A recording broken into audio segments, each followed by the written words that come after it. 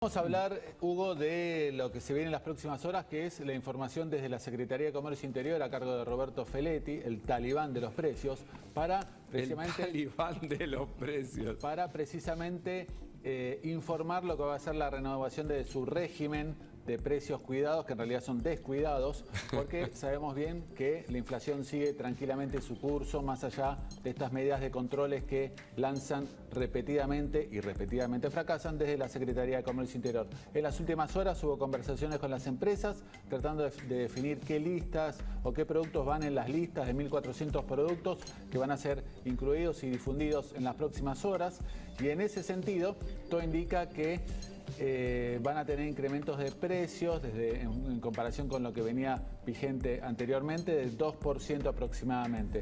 Ahora bien, la duda es, ¿se va a respetar esto? ¿Van a estar los productos que dicen que van a subir o que están a esos precios en los supermercados?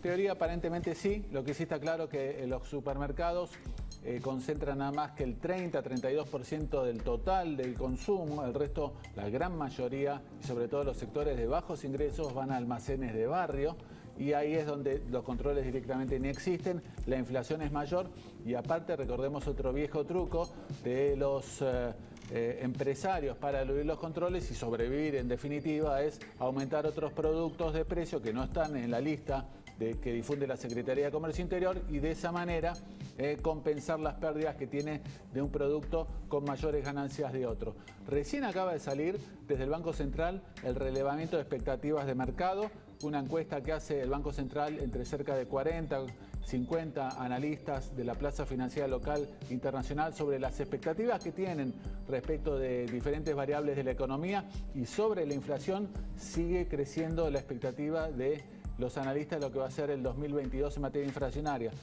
Ahora le calculan que va a estar cercana al 55%. ¿55? La inflación hace un mes era bastante menor, era 52, del recuerdo. 52. Así que te diría que, en definitiva, sigue el pesimismo respecto de la capacidad del gobierno de controlar precisamente la inflación, que lamentablemente sigue picando en punta. Bueno, la inflación con el mismo índice que la tasa de positividad de coronavirus, de contagios, mejor dicho, de coronavirus. Hablamos con Roberto Kachanowski, lo sumamos para seguir desarrollando el tema económico. Roberto, buenas tardes, buen año, ¿cómo va? ¿Cómo va? ¿Cómo empezaron el año? Saludos a la mesa. Bien, bien, bien, pero preocupados por este descontrol de precios, como decía Willy Laborda. Bueno, ojo, sí, totalmente de acuerdo con lo de Willy. Aclaremos que inclusive la carne se vende muy poco a través de los supermercados, las verduras también, o sea, menos del 30%, inclusive en esos dos rubros, ¿no? En lo que es almacenes es el rubro que estaba diciendo Willy. Pero hay un dato que no es menor, que no puede pasar desapercibido. En el mes de diciembre, el Banco Central batió récord de emisión monetaria. No sé si Willy tuviste... Ayer lo dijo, pero repasemos, porque eso es inquietante y desemboca en inflación. Y son 700.000, más o menos unos 700.000 millones de pesos que emitió, un poco menos, 680.000 en diciembre nada más. Sí. ¿Es mucho o es poco? Es una enormidad, es una enormidad. Para que ustedes tengan una idea, todo el año pasado el Banco Central emitió para financiar al Tesoro 1,7 billones de pesos. Qué bárbaro. 1,7 billones de pesos. Fue el principal ingreso del Tesoro, más que el IVA, más que ganancias, más que aportes patronales. Es el impuesto inflacionario, es el ingreso más importante que tiene hoy el gobierno. Esto como primer dato. Para comparar, para que la gente tenga una idea, 1,7 billones, ¿es mucho o es poco? En el año 2020, cuando estuvo cerrada la economía y el Estado no recaudaba nada, recordemos que ahora salió la recaudación y aumentó notablemente, porque claro, estamos comparando contra un año que estuvo parada la economía, el 2020. En ese año, en el año 2020, la emisión para financiar el Tesoro fue de 2 billones. Y ahora se emitieron 1,7 billones sin la economía, con la cuarentena que estábamos hablando. No sé si tenemos idea de la magnitud del desequilibrio fiscal, pero ahí no termina la cosa. Porque emitieron además otros 1,3 billones de pesos por las LELIQ que tiene el stock de LELIQ. ¿Ustedes se acuerdan en la campaña electoral que el presidente había dicho que iba a bajar las tasas no iba a pagar la LELIQ, la tasa de interés, que era una inmoralidad porque con eso iba a darle remedios gratis a los jubilados, Sí. iba a aumentar un 20%, Claro. no sé qué historieta. Bueno, muy bien. La realidad es que las jubilaciones aumentaron por debajo de la tasa de inflación y lo que está pagando hoy de intereses por las LELIQ que emitió el Banco Central es el doble de lo que se pagó en el año 2019. Se pagaron 1,3 billones, un 98% más, o sea, el doble. O sea que yo lo que estoy tratando de marcar acá es que no tiene que sorprender, primero, que los precios se vayan al diablo y que sea tan complicado arreglar con el fondo. Porque cuando uno vaya a arreglar con el fondo, no es el déficit fiscal nada más, es el cuasi fiscal, o sea, la pérdida que está teniendo el Banco Central por esta emisión del LELIQ de la que estoy hablando, ¿no? Roberto, imagínate el 22 de marzo, cuando Argentina, hay altas chances de que no ocurra, no pueda pagarle al Fondo Monetario Internacional un vencimiento de la deuda y entre en atrasos, default, o ponele la palabra que quieras. ¿Qué pasa ese día en mercados? ¿Qué pasa con la economía? ¿Qué consecuencias tiene entrar en default con el Fondo Monetario a tu juicio? Bueno, a ver, si no arreglás con el fondo, no vas a poder arreglar con el Club de París también, que vence en marzo. Sí. Acordate que justo se ha llegado el año, Claro. así que tenés el doble de monto ahí para pagar. Exactamente. Así que vas a estar totalmente fuera del mundo. Yo no creo que el mercado se va a anticipar. Déjame que te dé un dato más que es preocupante, porque esto está marcando lo complicado que estamos. Cuando mirás los balances semanales del Banco Central, notás que las reservas en oro están bajando.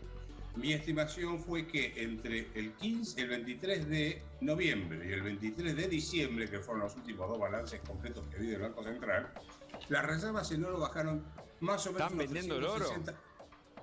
Bueno, 360 millones de dólares. Ahí hay dos posibilidades: o que estén vendiendo el oro, o que lo estén prendando en el BIS, estén haciendo alguna operación y dicen, miren, yo les dejo este oro en garantía, denme en dólares porque no tengo más dólares en la caja.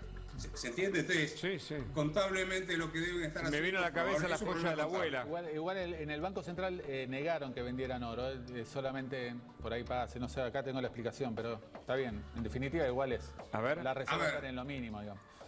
No lo vendieron, pero por ahí lo prestaron. Sí, lo concreto es que vos, el oro no en recuerdo, ese pero periodo no bajó de precio en el mercado internacional. No, eso sí, eso está claro, sí. Subió un 5%, por lo tanto, no te debería haber bajado la cantidad de reservas en oro. Si te está bajando, es porque estás rascando el fondo del tarro, más la emisión que estás metiendo en el mercado. Todo eso en algún momento del verano me parece que se te va a tu pregunta. Y yo me pregunto por el tema de evaluatorio y por la inflación y la pobreza. Para mí son tres aspectos que tenemos que abordar o explicarle a la gente qué puede pasar. Roberto. Bueno, si se dispara la inflación, como se está disparando, obviamente, probablemente diciembre de por ahí cerca de un 4%, no sé qué datos tendrá Willy por ahí, pero las estimaciones privadas están dando ¿Willy? eso. O más, Sí, o más. 3,5, ponele. 3,5 dice. Bueno, está bien. Suponete que mete más precios cuidados, porque en realidad dice, noviembre les dio más bajo porque aumentaron la cantidad de precios cuidados que incluyeron en el índice de precios de consumidor. Para que tengan una idea, en octubre representaban el 4% del total de los precios que se habían relevado y en noviembre fueron el 13,7%, casi el 14% de los precios cuidados. Sí, claro. No miento, pero estoy metiendo datos que no son reales, o sea, estoy distorsionando de alguna forma el IPC. Dicho esto, por eso será 3,5 o 4, depende de lo que pongas, pero no importa. El ritmo de aumento de la productividad de la economía no da para pagar mejores salarios, así que la pobreza te va a aumentar por definición si se te dispara la inflación. Claro. Es inevitable, porque, digamos, los salarios no van a poder acompañar ese ritmo de aumento de precios. ¿El dólar, Roberto? El dólar es el arca de Noé en la Argentina. La gente se refugia ahí cuando se ve el diluvio. Así que, ¿qué es lo que uno puede esperar que pase con el Blue? ¿Me estás preguntando o el oficial? Sí, yo para ir redondeando te diría que me parece que ya la relación de Argentina con el fondo, sobre todo con Guzmán, está prácticamente liquidada. A mí me decían que desde el staff del fondo están bastante enojados con la presentación que hizo Guzmán porque en cierta medida les endilgó la culpa a ellos de la falta del acuerdo. Y casi te diría que estamos con comunicación rota entre las dos partes. Es que lo que está pidiendo Argentina es medio disparatado, ¿no? Porque te está pidiendo, no me hagas cumplir metas como bajar el déficit fiscal al ritmo que vos querés. bajame la tasa de interés, ¿sí? Dame más plazo, a pesar de que yo estoy sobreexcedido y te estoy pidiendo en vez de 10 años, 20 años para pagar la deuda. Es como demencia, es como ir y decirle al fondo, no quiero arreglar con vos. Prácticamente lo mismo. Gustavo Segret tiene una pregunta, por favor.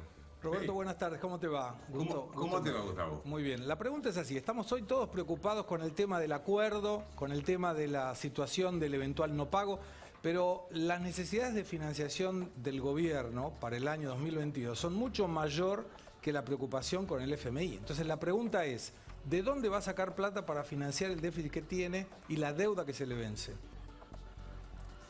El déficit fiscal lo va a financiar con emisión monetaria, no tiene otra opción. Más de lo mismo. ¿Sí? Más de lo mismo. Y lo que sea deuda en dólares no lo va a poder pagar, no tiene reservas como que pagar. La situación es complicada. Sí, por eso el riesgo ahora, está en 1800, digamos.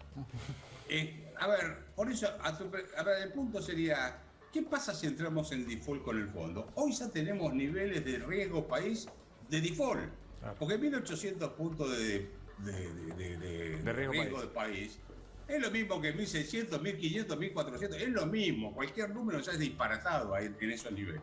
Claro. ¿Qué significa esto para la gente común?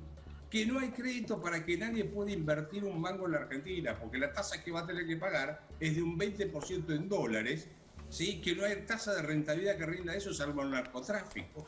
Entonces, no, claro, el riesgo país lo que te está marcando es el piso de tasa de interés que tiene que pagar el sector privado si quiere hacer una inversión. Roberto. 20 puntos es eso. Sí, perdón. Gracias. Clarísimo, clarísimo.